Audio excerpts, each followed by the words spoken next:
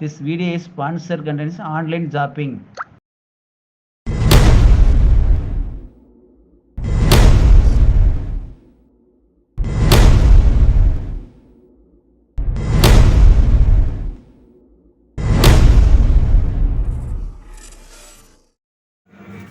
Beetroot தக்காளி தோசை செய்வது எப்படி வாங்க வீடியோக்குள்ளே போகலாம். இப்போ பாருங்கள், கல் வச்சுருக்கோம். இது கொஞ்சம் எண்ணெய் ஊற்றிருக்கோம். இதில் ஒரு நிமிஷம் காயணும்.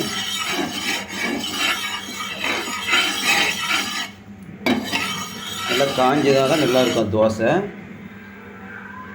இப்போ பாருங்கள்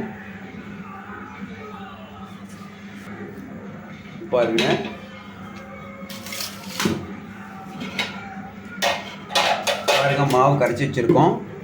ஒரிஜினல் மாவு இது. கல் சூடி ஆயிடுச்சு, நல்லா சூடு ஆகிட்டுருக்கு. இப்போ ஊற்றுறோம். இதுக்கு தேவையான அளவு பாருங்கள், மாவு ஊற்றிருக்கோம். அது நல்லா காயணும். பாருங்கள், கேரட் போடுறோம். அடுத்து தக்காளி கொஞ்சம், அடுத்தது வெங்காயம் கொஞ்சம் போடுறோம். பாருங்கள், அடுத்தது வெங்காயம் போட்டுங்களா, கொத்தமல்லி கொஞ்சம் தலை. இது ஒரு 5 நிமிஷம் வேகணும். இது தேவையான அளவு எண்ணெய் கொஞ்சம் ஊற்றணும். எண்ணெய் ஊற்றினா தான் வேகும். இதில் வெந்துச்சுன்னா ஒரு 5 நிமிஷம் வேகணும். கொஞ்சம் உப்பு கொஞ்சம் போடுறோம். பாருங்கள், உப்பு கொஞ்சம் போட்டோம்.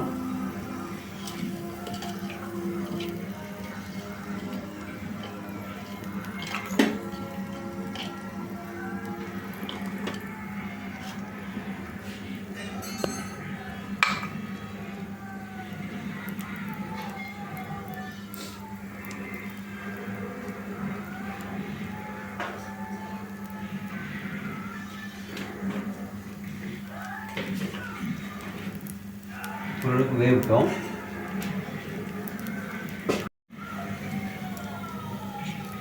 டேஸ்ட்டுக்காக கொஞ்சம் கறி மசாலா பொடி போடுறோம். நல்லாயிருக்கும். எல்லாம் வேவிட்டோம்.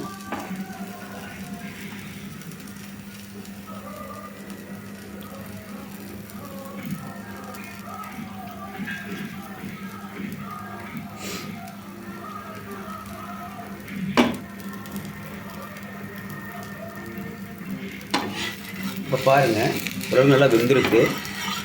திருப்பி போடு.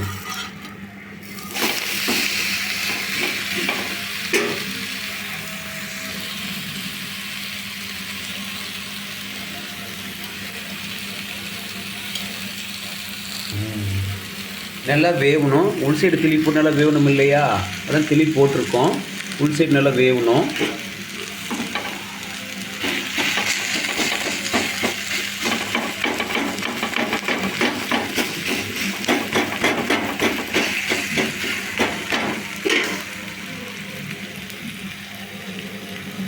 நல்லா வேவிட்டோம். பாருங்கள், நல்லா திருப்பி போட்டு நல்லா வெந்துருந்துச்சு. சுவையான ஆனியன் தக்காளி